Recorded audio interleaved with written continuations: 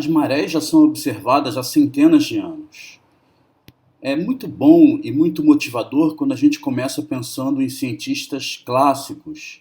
E aí eu vou citar esses dois. Primeiro, Johannes Kepler, que nasceu no início do século XVII, foi um dos pioneiros em sugerir que as marés eram causadas pela gravitação da Lua em torno da Terra. Mais especificamente, Kepler foi um astrônomo e matemático alemão que nasceu em 1571 e ficou bastante conhecido como um dos expoentes da Revolução Científica do século XVII. Suas principais teorias foram as leis da movimentação dos planetas em torno do Sol, o que reforçou a teoria heliocêntrica de Copérnicos, ou seja, a teoria de que a Terra girava em torno do Sol e não o contrário, como era a visão naquela época.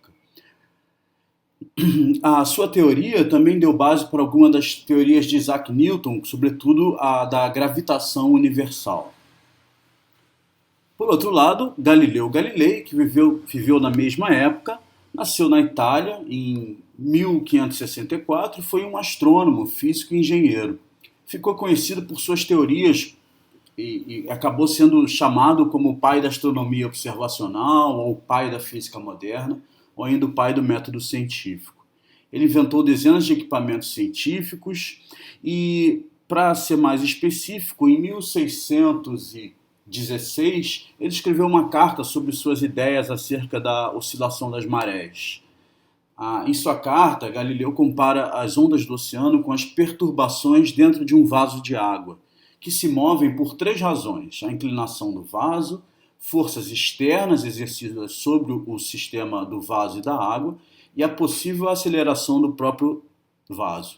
Então, trazendo isso para termos planetários, as marés no oceano, para Galileu, são devidas ao terreno da Terra, ou seja, o terreno e o formato das bacias oceânicas, as correntes geradas pelo vento e as acelerações circulares do planeta.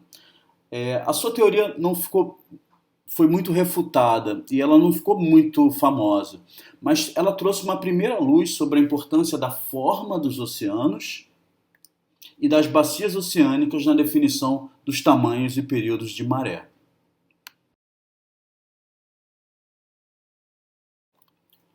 Outros dois cientistas fundamentais para o entendimento da nossa aula, e, na verdade, fundamentais para a ciência, foram Isaac Newton e Pierre-Simon Laplace.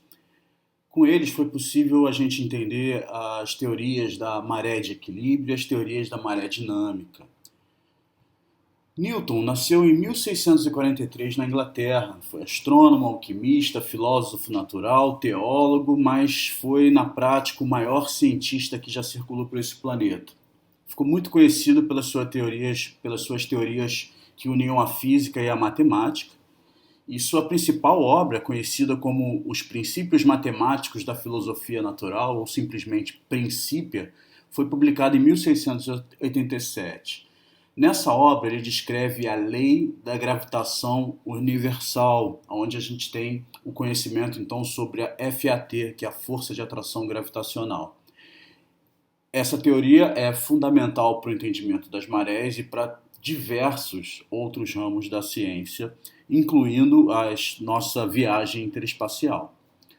O outro cientista que eu quero destacar foi Pierre-Simon Laplace, era um francês, matemático, fundamental para a matemática, foi também astrônomo e físico. Nasceu em 1749 e em 1776 formulou um conjunto de equações diferenciais para descrever o fluxo das marés, incluindo os efeitos de Coriolis e ainda o atrito e a ressonância das ondas de maré ou do fluxo de maré nas bacias oceânicas. Ele previu ainda os pontos anfidrômicos, todos esses que são temas que nós vamos discutir nessa aula.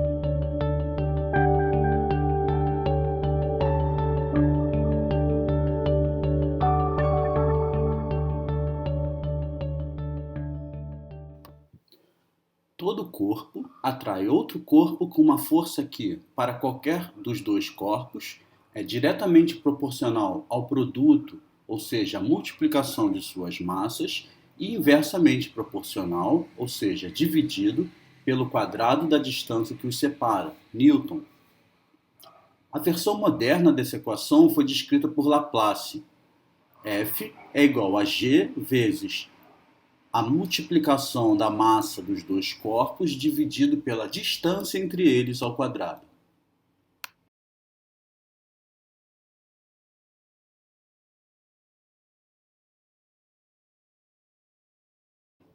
Nesse contexto, a maré deve ser entendida como a oscilação vertical da superfície do mar ou outra grande massa d'água sobre a Terra, causada primariamente pelas diferenças na atração gravitacional da Lua e menor extensão do Sol sobre os diversos pontos da Terra.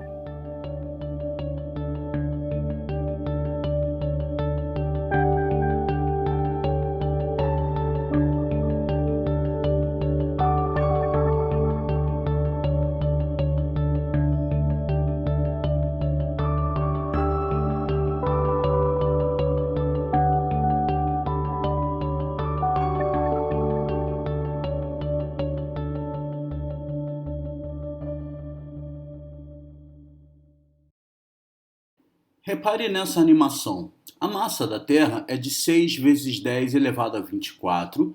A sua distância em relação à Lua é de aproximadamente 384.400 quilômetros. E a massa da Lua é de 7,3 vezes 10 elevado a 22. O sistema Terra-Lua deve ser entendido como um só.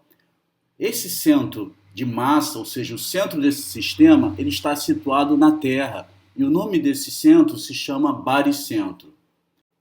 Nessa segunda animação, o baricentro, que é esse pontinho vermelho, fica mais evidente. Ele é um centro a partir do qual o sistema Terra e Lua rotaciona. É o centro a partir da qual a órbita entre a Terra e a Lua se torna centralizada. Já nessa terceira animação, o baricentro continua sendo aquele pontinho vermelho sobre o qual o sistema Terra-Lua rotaciona, e a figura que representa a Terra tem duas cores. Uma seria a massa continental da Terra e em azul claro a gente tem o empuxo causado pela atração gravitacional da Lua sobre a massa d'água. Ou seja, a massa d'água do planeta Terra ela é puxada por arrasto em função da gravitação da Lua em torno do baricentro. Isso faz com que nessas duas áreas, nesses dois bulbos onde ele é mais extenso, a gente tenha as maiores marés.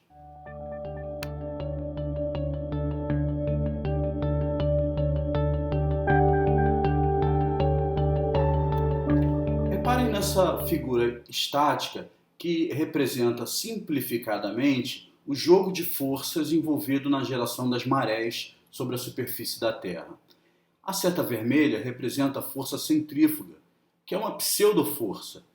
A força centrífuga, nesse caso, é resultante do movimento de rotação da Terra. Nesse movimento de rotação, os objetos tendem a ser jogados para fora, ou seja, tendem a ser movimentados do centro da Terra para fora. Nesse caso, está representado com setas para o lado esquerdo, em função do movimento da Terra, que é sempre de leste para oeste. Essa força ela vai ser, em alguns elementos, anulada ou equilibrada em razão da atração gravitacional exercida pela Lua, representado pela setinha em azul nessa figura. A seta em azul está sempre apontando para a direção onde a atração gravitacional da Lua é maior, nesse caso, do lado direito da figura. Essa resultante final entre esses vetores, a seta da força centrífuga menos a seta da força gravitacional, gera essas setas aí representadas em lilás, que são as forças geradoras de maré. Reparem que nos polos, nas extremidades da superfície do planeta Terra, na posição aí na figura em C e na posição na figura em G, a resultante ela é direcionado ao centro da Terra e é menor. Nas zonas subtropicais, representados aí pelas letras B, D, H e F, a depender do lado, elas têm sentidos diferentes, mas elas são um pouco mais fortes do que as forças nos polos. Por fim, a gente tem aí, junto ao centro da Terra, junto às faixas do Equador, a gente tem as maiores forças geradoras de maré, em função de serem as maiores resultantes entre o jogo de força de atração gravitacional e de força centrífuga.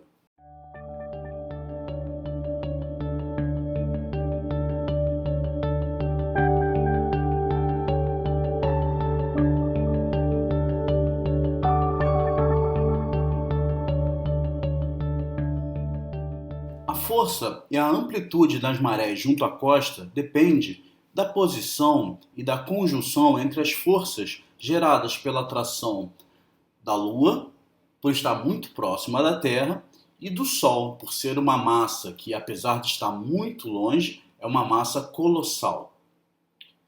Durante os períodos de lua cheia e lua nova, a gente tem a maré de cisígia. Isso ocorre quando as forças geradoras de maré do Sol e da Lua estão atuando na mesma direção. A maré resultante é maior, isto é, as preamares são maiores e as baixamares são menores, resultando em marés com maiores amplitudes. Essas são as chamadas marés de cisígia.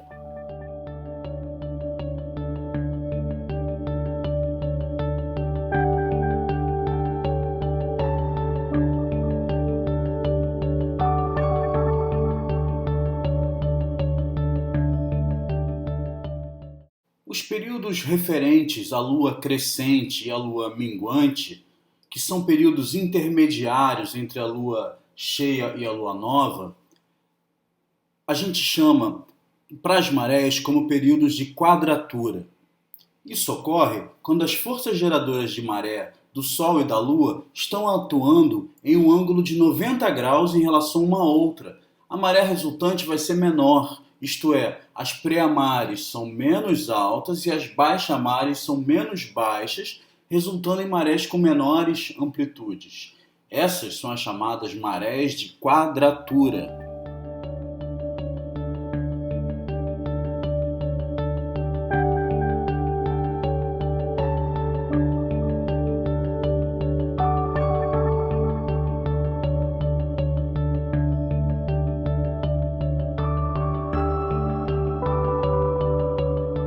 Rapidamente, para ilustrar a nomenclatura que a gente já começou a usar, a maré baixa é também chamada de baixa-mar, em inglês low tide. A maré enchente é também chamada de enchente de maré ou flooding. A maré alta é também conhecida como pré-mar e em inglês se chama high tide.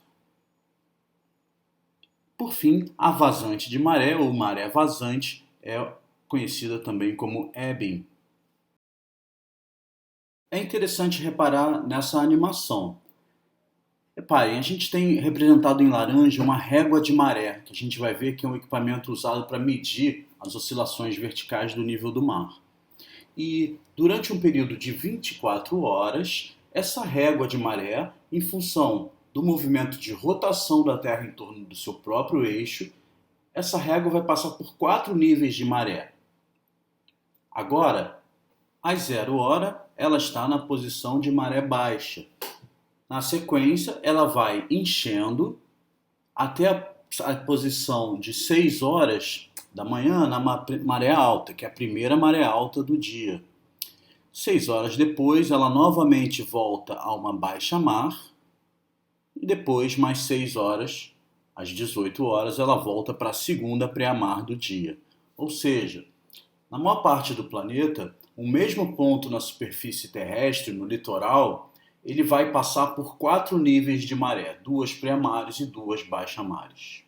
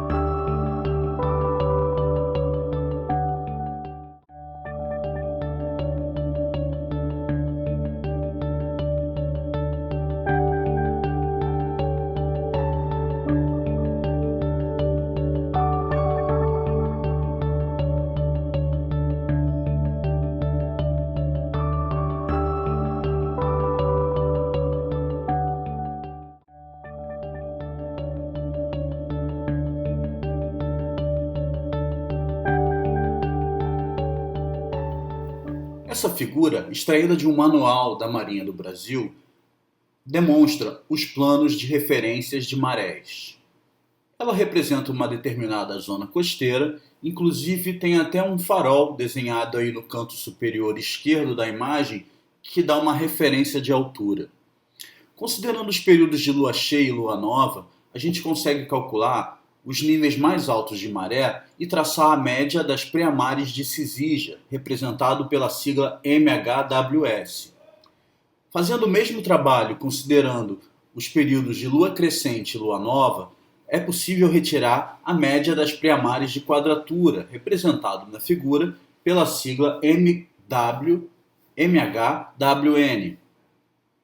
Com essas duas informações, a gente consegue calcular o que seria a média das pré-mares.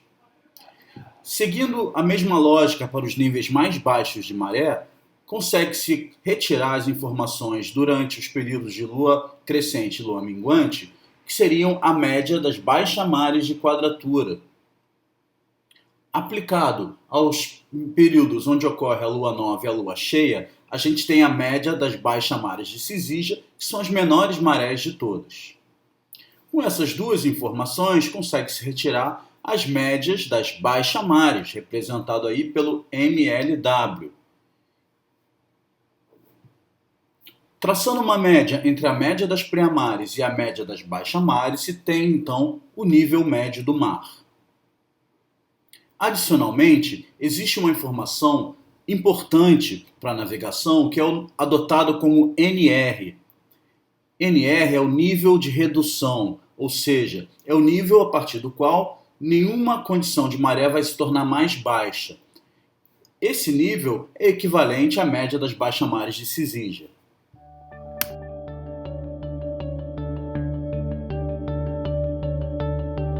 Então, de forma mais conceitual, a pré-mar ou PM é a maior altura que alcançam as águas em uma oscilação. A baixa-mar, BM, é a menor altura que alcançam as águas em uma oscilação. Um detalhe importante para nós é que a diferença entre a pré-mar e a baixa-mar é chamada de amplitude de maré. O nível médio do mar é o valor médio em torno do qual a maré oscila. A maré enchente é o intervalo de tempo durante o qual o nível do mar se eleva, desde a baixa-mar até a pré-mar. De forma análoga, a maré vazante representa o intervalo de tempo durante o qual o nível do mar abaixa, ou seja, da pré-mar em direção à baixa-mar. A amplitude de maré, em inglês conhecida como tidal range, é importante para a geomorfologia costeira porque ela vai definir 4 tipos de subambientes. Existe a micromaré, quando a diferença entre a pré-mar e a baixa-mar, ou seja, a amplitude, é menor do que 2 metros. Os ambientes de mesomaré, onde a diferença entre a pré-mar e a baixa-mar, ou seja, a amplitude, está entre 2 e 4 metros.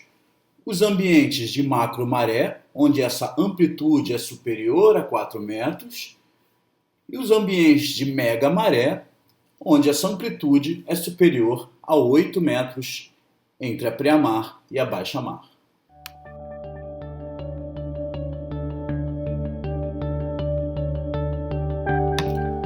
Seguindo ainda essa parte conceitual, o estofo da maré é o período durante o qual o nível médio do mar fica praticamente estacionado, ou seja, no topo da pré-mar ou na base lá da baixa-mar, antes de reverter a direção da maré.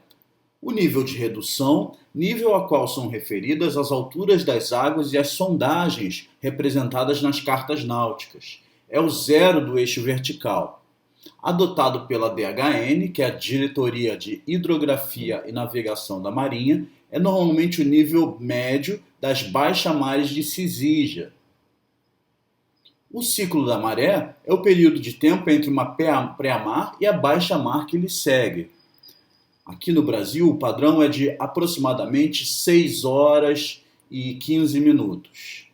E a altura da maré é a distância vertical entre o nível do mar em um determinado instante e o nível de redução, que é aquele nível mais baixo de todos.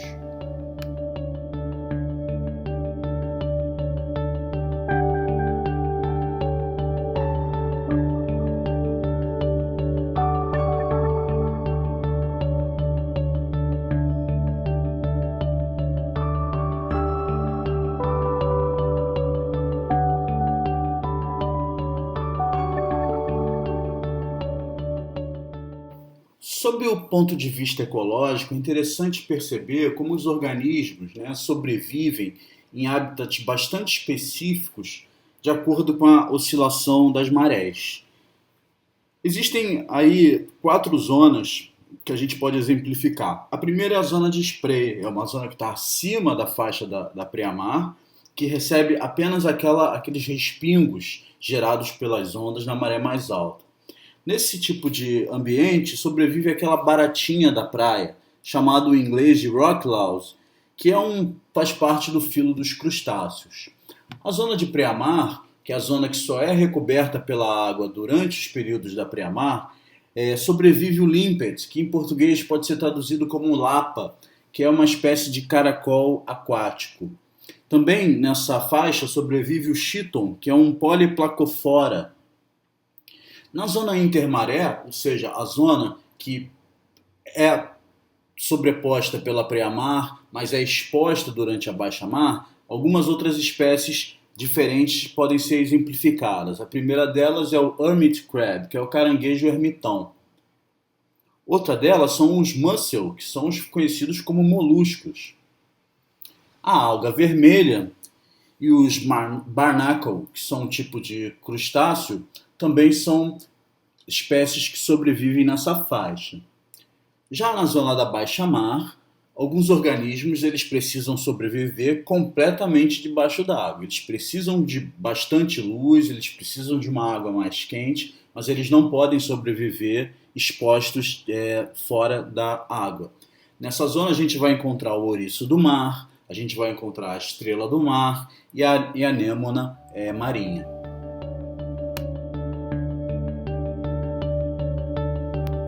As marés também podem ser definidas, né, elas e seus ciclos, de acordo com a recorrência delas durante um dia.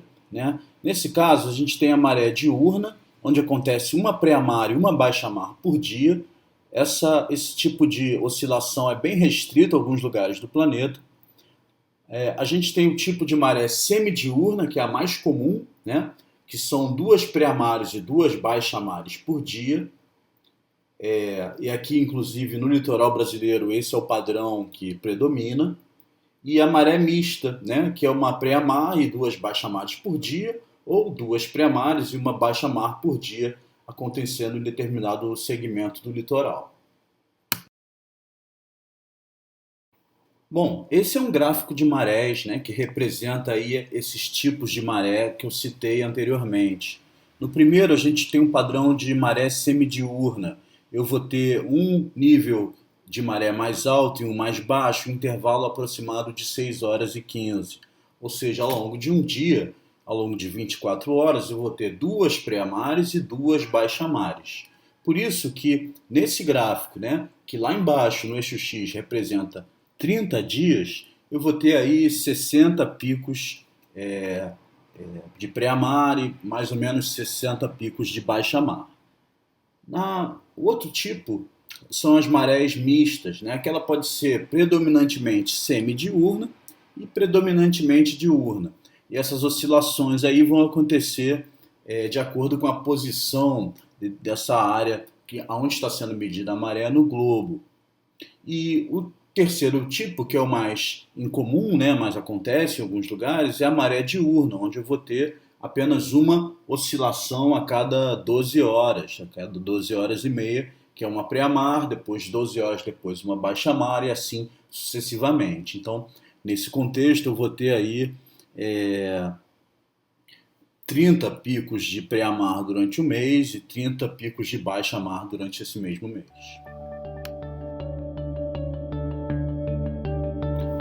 Esse é um mapa de Viles e Spencer de 95, que não é um mapa lá muito nítido, mas ele dá uma ideia do regime global das marés. Né? E está representado aí em variações de branco até o preto a amplitude das marés. Então a gente tem em branco aí o regime de micromaré, menor do que 2 metros. Um cinza claro a gente vai ter as marés oscilando entre 2 e 4 metros, que são a mesomaré. Em tons de preto a gente vai ter os ambientes aí onde ocorrem as grandes oscilações de maré, né, acima de 4 metros, que são as macromarés, e acima de 8 metros, que são as megamarés mais espalhadas aí pelo globo. Aí a gente vai falar um pouco sobre os instrumentos de medição da maré, né? O mais antigo e mais conhecido é a régua de maré. Trata-se de uma régua, né, bem alta, a depender da oscilação de maré daquele determinado lugar, e posicionada aí com um tripé e uma escada, né? Então, na época, quando isso era mais utilizado, a cada hora ou a cada 2 horas uma pessoa ia lá, fazia a leitura do nível da maré, né, representativo nessa régua, e fazia essas anotações. Então, 1 hora depois a pessoa voltava lá e anotava novamente, e assim tinha um registro histórico através do uso da régua de maré.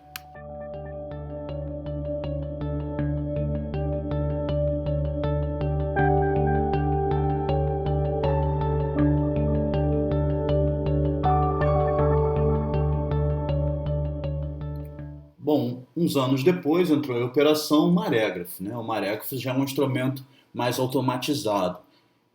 Existia uma boia que ficava fixa numa posição, e conforme a maré ia subindo ou descendo, essa boia fazia com que fosse transmitida a informação para uma máquina como essa, para esse aparelho aí, e ele tinha um rolo do papel que ao longo do tempo ia registrando, né, o nível da maré. Isso permitiu registros mais confiáveis, registros contínuos do nível das marés.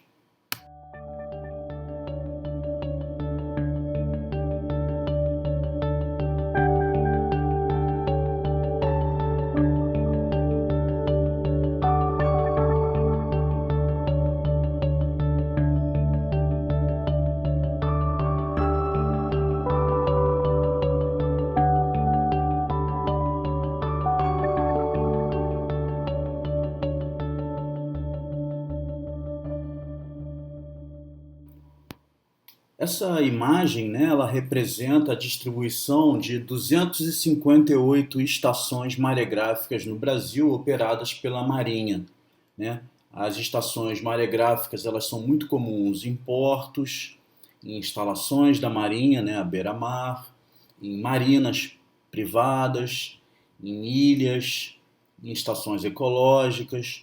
Ou seja, a Marinha tem uma rede aí de estações maregráficas e de marégrafos bastante abrangente para o nosso litoral. Não sei, não tenho certeza se todas essas estações estão em operação, acho difícil que estejam, mas existe aí informação para essas 258 estações no Brasil, o que nos dá um conhecimento bastante robusto sobre as oscilações da maré e os níveis de maré ao longo do litoral brasileiro.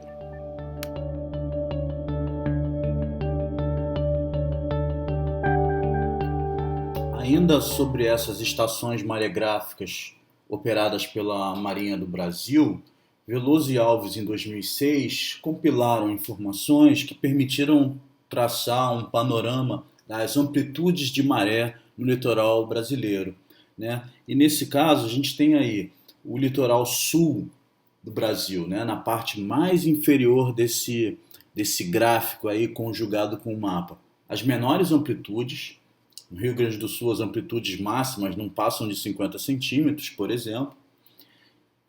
Essa amplitude de maré ela vai aumentando conforme a gente vai rumando para o norte no litoral brasileiro. Então você tem aí a região sul e a região sudeste dentro do regime de micromaré. A partir da região nordeste a gente tem oscilações maiores de maré, né? Ultrapassando aí entre 2, 3 até 4 metros. até mais ou menos lá o litoral do Rio Grande do Norte. E daí para cima a gente vai tendo algumas estações que apresentam registros, né, de um ambiente de macro maré, com oscilações superiores a 4 metros, culminando aí nas marés mais altas na região norte do país, no litoral do Amapá, no litoral do Maranhão. A gente tem realmente oscilações bastante altas, o que faz com que esses litorais eles tenham esse impulso de maré como um elemento importante na geomorfologia costeira, nas formas e nos processos que modelam o litoral.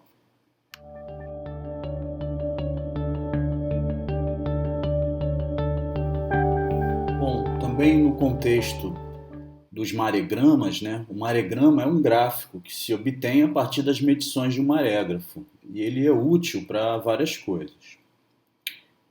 Esse é um maregrama construído por Lima, Phillips e Cordini em 2002, representando as alturas da maré no mês de janeiro de 1831, numa posição no litoral de Santa Catarina. Bom, 1831 é uma data emblemática para o litoral brasileiro, porque é a partir desse maregrama, do maregrama de 1831, que a gente consegue definir, a partir da linha das pré-amares mais altas, que é uma linha amarela ou alaranjada que está desenhada aí nesse gráfico, que a gente consegue definir uma linha que referencia no nosso litoral o que seriam os terrenos de marinha.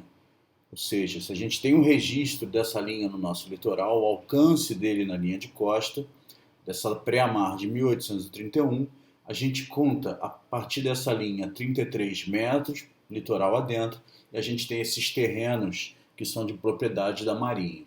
Essa é uma discussão que pode ficar para outro momento, e talvez não nessa disciplina, mas é a discussão sobre a jurisdição na zona costeira. Mas eu trouxe esse gráfico para exemplificar que a partir de um gráfico, né, como esse, a gente pode definir o que são as pré-amares, está lá as pontinhas azuis na parte superior, o que são as baixamares na parte inferior do gráfico. A gente consegue traçar, calcular as amplitudes, e a gente vai ver que a amplitude varia se a gente está nos períodos de lua minguante ou lua crescente, uma amplitude menor, porque realmente as pré-amares não são tão altas e as baixamares não são tão baixas, né? São os períodos de quadratura. A partir de um gráfico também a gente pode identificar quais são as maiores amplitudes, né? Ao longo de um mês, por exemplo. A gente pode tirar os períodos de lua nova e lua cheia como os períodos de cisígia, onde essa amplitude entre a pré-amar, que é a mais alta, e a baixa-mar, que é a mais baixa, são também maiores. Então, o maregrama ele tem muitas utilidades para o cálculo de processos e acontecimentos no nosso litoral. Outra informação importante que está disponível para o pesquisador, né, e para os navegantes é a tábua de maré. A tábua de maré é uma tabela que prevê as oscilações da maré astronômicas para determinado ano de referência. É um documento obrigatório para os navegantes. As marés, como elas são respostas àquelas oscilações astronômicas, né, de atração da Lua sobre a superfície da Terra e também do Sol sobre a superfície da Terra, elas podem ser precisamente calculadas para hoje e para qualquer momento no futuro ou no passado. Então existe uma ciência exata por trás dos cálculos da maré, que é a astronomia. Então, com isso, os navegantes podem prever as oscilações de maré. E esse é um documento obrigatório para navegação em águas brasileiras e em águas internacionais, porque é importante que o navegador saiba qual o nível da maré quando ele estiver chegando junto ao litoral. Bom, a tábua de maré mostra esse registro, que é bastante completo. Vamos ver essa que está aí na figura. É um registro para a Ilha da Trindade, que é uma ilha oceânica aí na altura do litoral do Espírito Santo. para o ano de 2020. E aí, para o ano de 2020, eu separei aqui janeiro, fevereiro, março e abril. Tem informações sobre latitude e longitude, o fuso horário, quem foi que construiu, que foi a DHN, o nível médio, né, que é aquele nível médio que é calculado a partir da média das pré-mares e da média das baixamares, em qual carta ele está representando. Então, vamos pegar como exemplo o mês de março, na terça-feira, dia 17.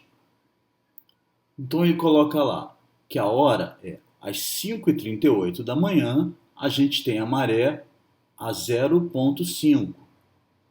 Às 11h13, ou seja, 6 horas e pouquinho depois, a gente vai ter a maré mais alta do dia, 0,8. E depois, aproximadamente 5 horas depois, a gente vai ter um nível mais baixo novamente, que é o de 0,4. Outro exemplo, a gente pode tirar aí no mês de fevereiro, no dia 6, quinta-feira. Às 2h38 da manhã, a gente tem a maré mais alta do dia, que é 1,11. Desculpa, 1,1 metros.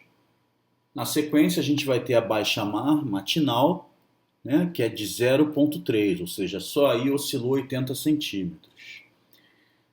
Depois, aproximadamente 6 horas depois, um pouquinho menos, às 14h47, a gente vai ter novamente a altura de 1,1.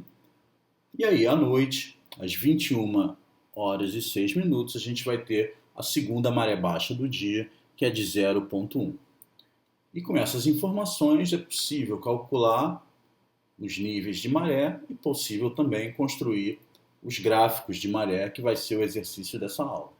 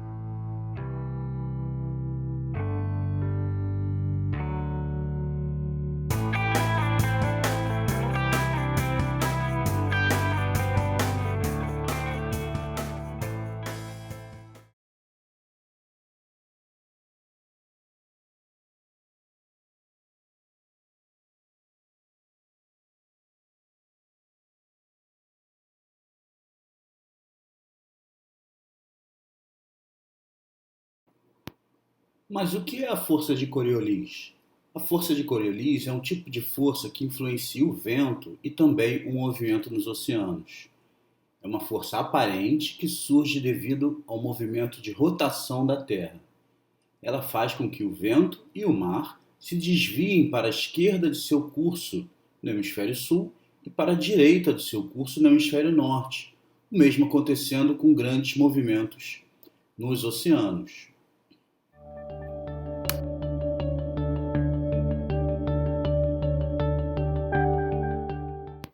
Devido a essa força, as grandes massas oceânicas giram no sentido horário no hemisfério norte e no sentido anti-horário no hemisfério sul.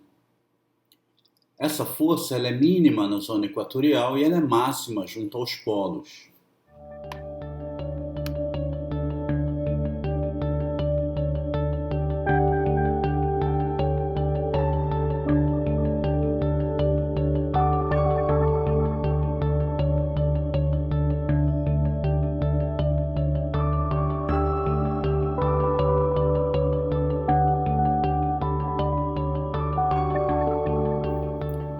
Reparem nessas figuras.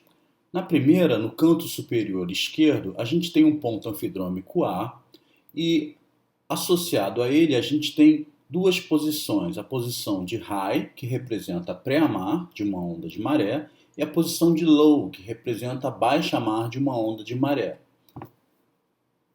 Na figura B, a gente tem um ponto anfidrômico igual ao anterior, só que 2 horas depois. Ou seja, 2 horas depois houve um movimento no sentido anti-horário dessa crista. A crista, a parte mais alta da maré, a pré-mar, representado pela palavra high, se movimentou para a esquerda, enquanto que a palavra low se movimentou para a direita. Ou seja, a onda de maré ela circula a partir de um ponto em comum, que é esse ponto anfidrômico. Na figura C, a gente tem essas linhas representando, essas linhas pretas representando horários. Ou seja, ao redor do ponto C, a gente tem uma rotação no sentido anti-horário. 0 hora, 1 hora, 2 horas, 3 horas, 4 horas e assim sucessivamente até 11 horas, chegando de novo na posição 0. Ou seja, ao longo dessa linha, houve a circulação da crista da onda de maré. No exemplo da figura D, a gente tem um perfil transversal disso, ou seja, o D é o ponto anfidrômico. Repare que nesse ponto, seja na crista, seja em direção à base da onda de maré, não houve oscilação. O ponto anfidrômico é um ponto onde a maré não oscila.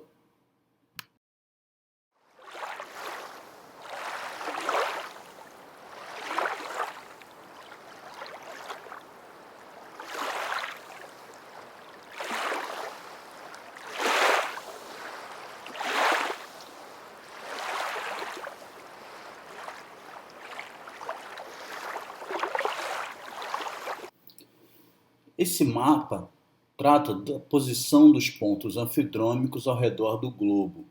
Ele foi produzido pelo Laboratório de Visualização Científica da NASA. Os pontos brancos representam justamente esses pontos anfidrômicos. Cada linha branca é uma linha chamada cotidal, que é a linha que representa o mesmo horário na oscilação de maré. A escala de cores representa a amplitude de maré especificamente da componente M2. A gente não precisa entrar nesse detalhe, mas existem várias componentes astronômicas que definem a amplitude de maré. Essa é apenas uma delas e por isso ela está representada na escala de centímetros. Reparem que à medida em que vai se afastando do ponto anfidrômico, as cores ficam mais quentes, ou seja, a amplitude de maré vai ser maior. Quero destacar aqui o litoral da América do Sul, no Oceano Atlântico, área que a gente pode visualizar o litoral brasileiro. A gente tem um tom de azul escuro, próximo da variação zero, perto do litoral do Uruguai e do Rio Grande do Sul. Depois, gradualmente, ao longo do litoral sudeste brasileiro, a gente vai subindo em direção ao azul mais claro, depois ao verde, mostrando oscilações de maré um pouco mais altas. Assim se segue subindo até a região norte do país, onde a gente já tem as maiores oscilações de maré. Os pontos em vermelho mais forte representam o litoral norte do Canadá, ali no Oceano Pacífico, e o litoral ali entre a França e a Inglaterra, na Europa. São nessas áreas do planeta onde a gente tem as maiores oscilações de amplitude de maré.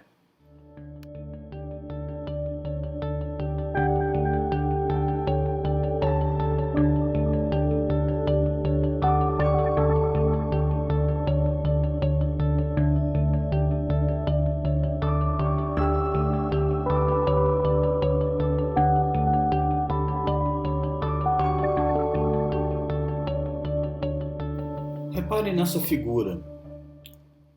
A gente tem uma direção da tempestade vindo do oceano em direção ao litoral. Ali a gente tem exatamente a posição do olho desse ciclone. E essa trajetória desse ciclone indo em direção à costa promove uma elevação do mar causada pelo vento. Ou seja, o vento ele vai empurrando a água em direção ao litoral. Parte dessa elevação do mar também é causada pela pressão atmosférica, mas ela é só de 5%. Então, ao se aproximar da costa, a tempestade empilha volumes colossais de água, criando a ressaca.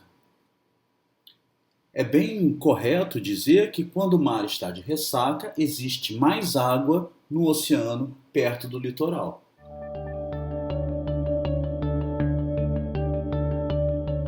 O efeito das ressacas ou da maré meteorológica, mais tecnicamente falando, no litoral vai depender de algumas das suas características, especificamente da declividade. Num litoral mais plano, como essa primeira animação, a gente tem maior possibilidade dessa sobrelevação do nível do mar, ou seja, desse volume adicional de água empurrado pelo vento, adentrar com mais eficiência as áreas costeiras, causando inundações. Já em áreas bastante elevadas, o maior volume de materiais, de sedimentos junto à costa, faz com que os impactos sejam menos destrutivos.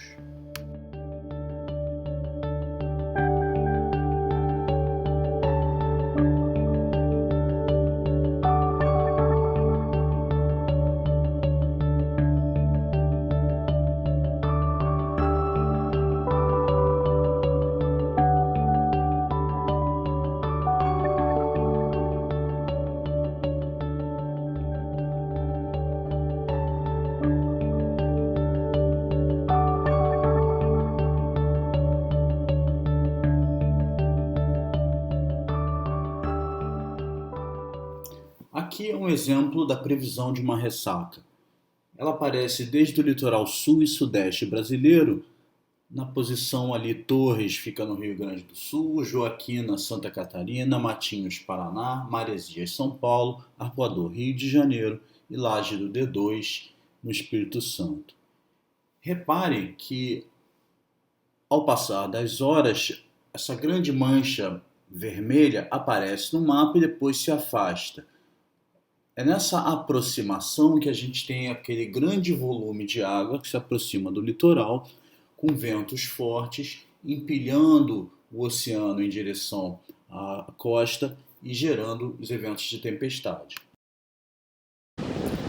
Durante esse evento específico de tempestade, eu estava em Arraial do Cabo e consegui capturar esse vídeo que, apesar de estar no momento da baixa mar que se exige, mostra a força do vento e a força das ondas inundando a parte mais plana do litoral, com realmente muita energia de ondas e muita água em movimento.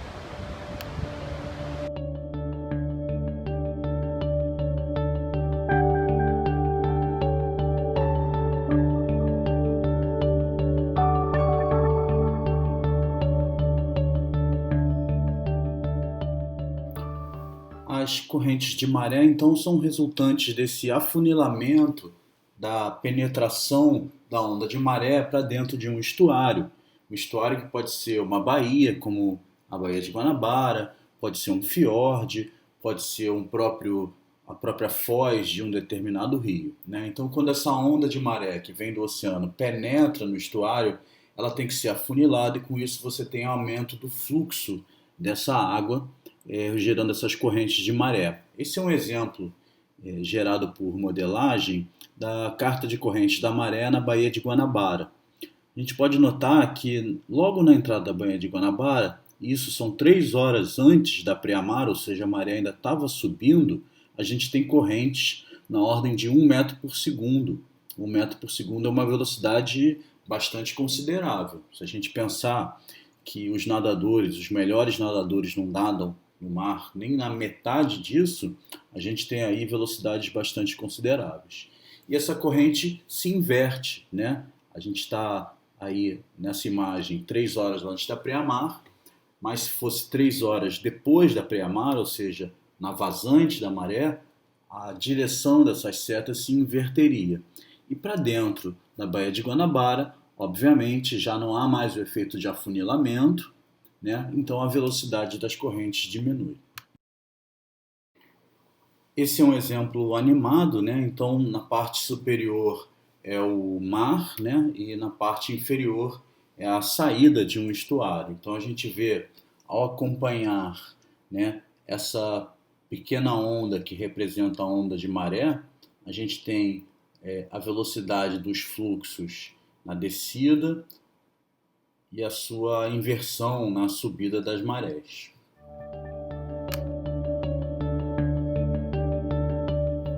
Já aqui tem-se o exemplo clássico da famosa pororoca, ou o nome técnico é macaréu. Na verdade, trata-se da onda de maré penetrando um rio, né? Em alguns casos, a depender sobretudo da, do tamanho dessa onda de maré, da amplitude da maré, a gente tem ondas maiores ou menores, tá? E elas normalmente ocorrem em períodos de cisígia, ou seja, esse efeito ele não é permanente junto à foz de um rio, tá? Ou junto a um canal de um rio onde tem penetração diária de maré. Ele vai acontecer nas maiores marés do ano, né? E esse é um efeito bem divertido para algumas pessoas.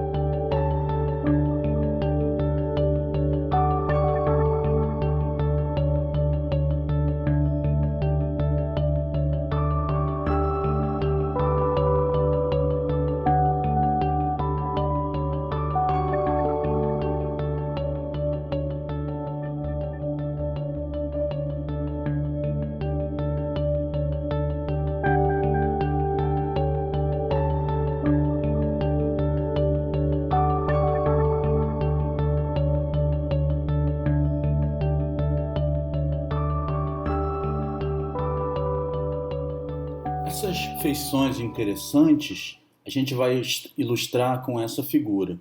A gente tem aí do lado direito o oceano, do lado esquerdo um estuário. Separando um de outro, a gente tem aí as Ilhas Barreiras. Essas Ilhas Barreiras são pontas arenosas, né, que foram abertas justamente pelo fluxo de maré. Tanto do lado interno quanto do lado externo dessa abertura, ou seja, tanto do lado do estuário quanto do lado do oceano, a gente tem formação de feições deposicionais especificamente em função da ação das marés.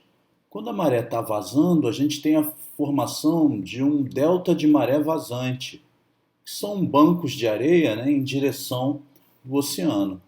São formados por esse fluxo de maré.